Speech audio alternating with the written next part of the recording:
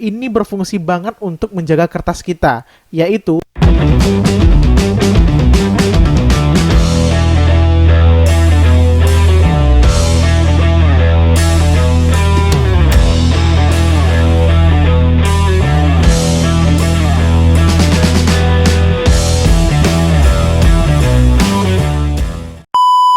Assalamualaikum warahmatullahi wabarakatuh, teman-teman semua. Balik lagi di B Channel, masih dengan aku Haris Beriman di sini ya. Apa kabar teman-teman semua? Mudah-mudahan teman-teman dalam keadaan sehat dan tidak kurang satu apapun ya. Amin ya rabbal alamin. Nah teman-teman, di video kali ini tuh aku pengen kembali membahas mengenai dunia arsitektur.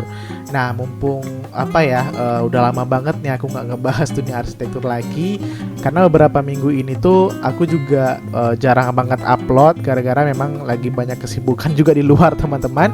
Nah untuk video kali ini kita bakal ngebahas mengenai peralatan apa saja nih teman-teman yang kita gunakan di dalam dunia pendidikan arsitektur maupun ketika sudah menjadi profesional nantinya. Sebelum kita masuk ke videonya teman-teman jangan lupa dulu subscribe channel aku dan jangan lupa tinggalkan like, komen, dan share-nya biar membantu aku untuk bisa mengembangkan channel ini lebih baik lagi ke depannya ya teman-teman ya. Amin ya rabbal alamin. Nah, langsung aja teman-teman. Tanpa panjang lebar lagi, kita mulai pembahasan kita. Nah, untuk pembahasan yang pertama, aku pengen ngebahas dua pembagian elemen-elemen atau peralatan-peralatan arsitektur itu sendiri teman-teman. Yaitu ada elemen yang kita gunakan ketika menggambar biasa dengan ketika kita membuat maket studi teman-teman ya. Nah untuk pertama sekali kita bahas dari komponen-komponen atau elemen-elemen apa saja, peralatan-peralatan apa saja yang biasanya kita gunakan di dunia arsitektur ketika menggambar nih teman-teman. Nah yang pertama teman-teman adalah kertas nih teman-teman. Nah mengapa kertas itu sangat penting di dalam menggambar khususnya di dunia arsitektur ya, karena sebenarnya kalau menggambar itu memang butuh kertas ya teman-teman. Tapi di dunia arsitektur itu sendiri kertas yang kita gunakan itu ukurannya macam-macam nih teman-teman. Ada yang dari kertas A2, A3, A4, A5 dan seterusnya lah gitu ya. Nah kalau di kampus aku sendiri itu berdasarkan pengalaman aku, kita dulu itu dikasih jatah kertas nih untuk masing-masing mahasiswa nih teman-teman tiap semesternya ya. Jadi paling banyak itu kertas yang sering dikasih oleh pihak studio itu untuk mahasiswa arsitektur adalah kertas ukuran A3 dan A2 nih teman-teman, karena paling banyak kita menggunakan dan bergelut di kertas yang seperti itu. Nah untuk kertas sendiri itu tuh kita ditanamkan di dunia arsitektur ya. Kita ditanamkan sebagai orang yang harus menjaga banget kertas kita nih teman-teman. Jangan sampai kotor, jangan sampai kelipet-lipet gitu ya, atau koyak, bahkan koyak itu lebih berbahaya lagi ya teman-teman. Dan jangan sampai kertas kita itu punya bekas-bekas lipatan gitu teman-teman. Nah karena itulah teman-teman, kertas itu sangat berharga banget di dunia arsitektur nih kalau teman-teman tahu ya. Nah maka dari itu kita lanjut yang kedua nih teman-teman. Ini berfungsi banget untuk menjaga kertas kita, yaitu logbook. Nah mengapa logbook ini sangat berfungsi untuk menjaga kertas kita? Logbook ini kalau teman-teman tahu itu kayak apa ya istilahnya ya, tas untuk kertas lah gitu. Nah biasanya ini logbook ini kita gunakan untuk menjaga kertas-kertas kita dari panas, hujan dan lain sebagainya.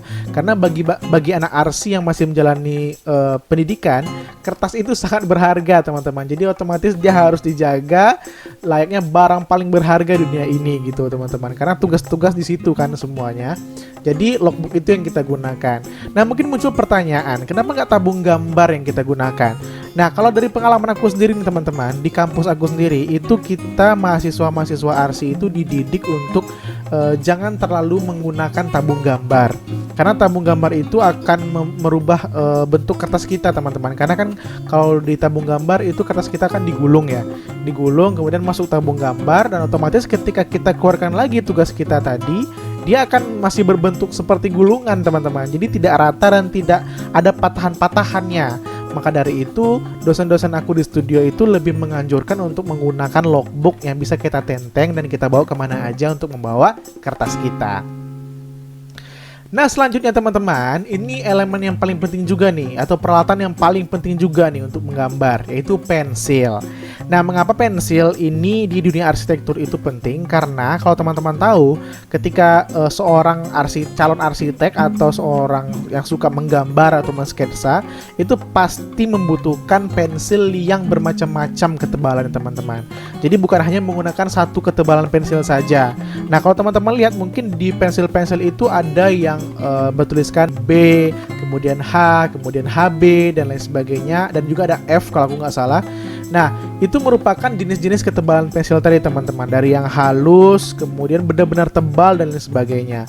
Nah, makanya seorang anak arsi atau mahasiswa arsi tadi itu harus memiliki pensil-pensil tersebut untuk bisa menggambar serta mencocokkan nih yang mana pensil yang untuk arsiran, yang untuk garis grid, yang mana untuk garis tebal dan lain sebagainya.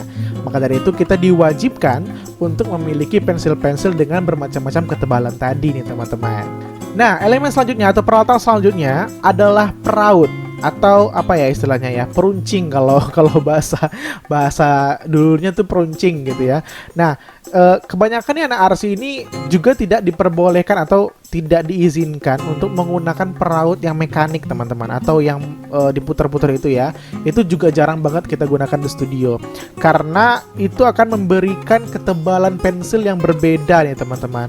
Otomatis dia akan lebih runcing mata pensilnya. Maka dari itu kebanyakan kita itu di studio dianjurkan untuk meraut pensil menggunakan pisau atau cutter, biar ketebalannya itu bisa kita atur dan bisa lebih mengikuti ketebalan pensil sebelumnya tadi teman-teman. Nah, jadi dia tidak terlalu berbeda gitu garis kita.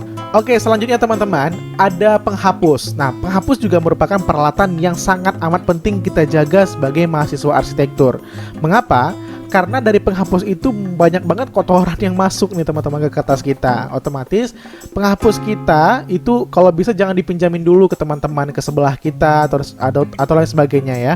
Jadi biar kertas kita itu tetap bersih dan penghapus kita juga bersih nih teman-teman. Jadi ketika dia menghapus kertas kita tadi, dia nggak meninggalkan bekas atau meninggalkan serbuk-serbuk pensil yang hitam-hitam itu ya, sehingga membuat kertas kita menjadi kotor. Maka dari itu teman-teman yang lagi bergelut di dunia arsitektur atau yang ingin masuk dunia arsitektur, menjaga penghapus itu penting banget ya teman-teman. Nah kemudian teman-teman kita masuk lagi ke peralatan selanjutnya, yaitu drawing pen. Nah, drawing pen ini gunanya hampir sama dengan pensil tadi teman-teman. Namun drawing pen ini juga berfungsi untuk mempertegas kembali gambar kita. Nah, biasanya setelah kita menggunakan pensil, kita diinstruksikan oleh dosen yang bersangkutan untuk menggunakan drawing pen agar gambar kita itu kelihatan lebih hidup atau lebih tahu ketebalan arsirannya seperti apa. Nah, drawing pen ini juga mampu memberikan sebuah bentuk gambar yang jelas teman-teman, sehingga tidak terlalu samar-samar seperti pensil ya gitu.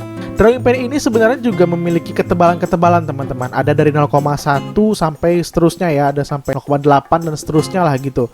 Nah, kebanyakan nih teman-teman arsitektur harus memiliki drawing pen ini dari 0,1 dan seterusnya itu teman-teman. Tujuannya untuk mengikuti garis gambar tadi. Nah, di situ kita bisa melihat ketebalan garis dari pensil atau drawing pen kita itu seperti apa.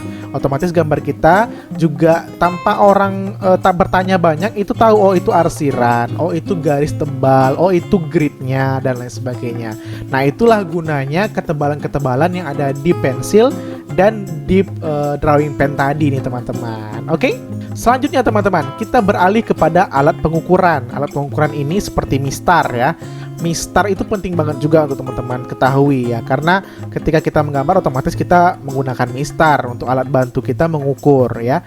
Dan di arsitektur diusahakan nih teman-teman tuh menggunakan mistar yang seperti mistar besi lah kalau bisa ya. Jadi dia nggak mudah hilang gitu mili-milinya itu. Nah, kebanyakan kan kalau anak-anak yang lain atau teman-teman yang mungkin udah beli mistar yang plastik, itu gampang banget cetakan dari milimeternya itu atau sentimeternya itu hilang teman-teman, karena kegeser-geser gitu di kertas kita. Dan juga itu bisa menimbulkan kotoran lagi di kertas kita. Sehingga penggaris kalau kita beli yang mistar besi itu otomatis akan lebih membantu menjaga kertas kita tetap bersih dan ukurannya juga terukur gitu, milimeternya itu nggak gampang hilang nih teman-teman. Nah, masih menyinggung masalah alat pengukuran, dan kita juga menggunakan siku-siku nih teman-teman. Siku-siku itu berfungsi untuk teman-teman ketika menggambar ingin membuat sudut ya, biasanya itu sudut 30 derajat dan sudut 45 derajat yang kita gunakan itu untuk membuat kemiringan atap, kemudian untuk membuat kemiringan grid kita, kemudian juga untuk membuat kemiringan dari denah kita. Itu perlu banget menggunakan siku-siku agar teman-teman itu nggak salah tuh ketika menentukan garis-garis diagonalnya. Nah, begitu teman-teman. Nah, biasanya juga teman-teman, siku-siku ini harus kita jaga juga kebersihannya, karena dia akan kita mainkan nih di kertas gambar kita, kita geser-geser ke sana kemari ya, sehingga dia akan menggesek serbuk-serbuk pensil yang udah kita buat tadi. Dan maka dari itu biasanya kita sedia tisu nih teman-teman, untuk bisa selalu membersihkan siku-siku kita agar tetap gambar kita itu tidak terkotori oleh kotoran yang ada di siku-siku kita tadi. Nah, selanjutnya teman-teman, kita masuk ke masih alat pengukur atau alat cetak nih sekarang ya, yaitu mal. Nah, biasanya anak-anak arsi juga membutuhkan mal nih untuk menggambar. Tujuannya adalah untuk membantu mempercepat pengerjaan gambar nih teman-teman. Seperti kita ingin menambahkan elemen-elemen pohon atau elemen-elemen landscape yang lainnya, sehingga kita membutuhkan mal yang berbentuk lingkaran, persegi panjang, persegi, segitiga ya. Nah, itu akan lebih mempercepat kinerja teman-teman dalam membuat gambar kerja kalau menggunakan mal ya. Jadi tinggal cetak aja gitu, nggak perlu pusing-pusing, karena di mal itu juga udah ada ukuran-ukurannya teman-teman. Jadi kalau bisa teman-teman membuat gambar yang terskala, otomatis coba teman-teman perkirakan skala yang cocok landscape-nya dengan mal yang teman-teman punya. Oke, yang selanjutnya adalah pewarna. Nah, mengapa pewarna ini sangat penting nih teman-teman? Pastinya sangat penting dikarenakan untuk membuat gambar kita itu lebih hidup nih teman-teman. Nah, biasanya di arsitektur sendiri, ketika pengalaman aku juga, dulu itu aku diinstruksikan oleh dosen yang mengampu kuliah di studio untuk menggunakan pewarna yang water base, atau basicnya itu bahan dasarnya itu adalah air ya teman-teman ya. Kebanyakan itu seperti kayak spidol warna yang fan color atau yang lain sebagainya lah, yang mirip-mirip itu ya teman-teman, sehingga warnanya itu juga lebih keluar gitu dan lebih membuat gambar kita itu terkesan hidup, sehingga membantu presentasi kita dalam mempresentasikan tugas nantinya. Oke teman-teman, itu tadi barang-barang yang kita perlukan atau peralatan-peralatan yang kita perlukan ketika ingin menggambar. Nah, sekarang yang kita bahas lagi adalah peralatan apa saja yang kita gunakan untuk membuat maket studi. Nah, perlu teman-teman ketahui, maket itu seperti apa ya? Mungkin teman-teman lebih familiar dengan kata-kata miniatur. Nah, maket ini adalah bentukan dari gambar kita yang udah dibangun nantinya ya, sehingga di situ kita bisa melihat sisi-sisi mana yang lebih kurang, bisa kita perbaiki atau kita tambahkan nanti teman-teman. Nah, di maket ini semuanya tuh kelihatan teman-teman dari semua sisi. Teman-teman bisa melihat sisi-sisinya nanti. Mungkin teman-teman bisa lihat gambar yang aku presentasikan nanti ini. Nah, seperti itu adalah maket teman-teman. Nah, biasanya maket ini kita buatnya juga setelah gambar kita selesai dan sudah di ACC oleh dosen pembimbing kita ya teman-teman ya pastinya. Nah, maket ini tujuannya juga untuk membuat presentasi arsitektur kita itu semakin real nih teman-teman. Nah, apa saja sih material atau bahan-bahan yang kita gunakan untuk membuat maket ini? Yang pertama adalah itu material maketnya sendiri.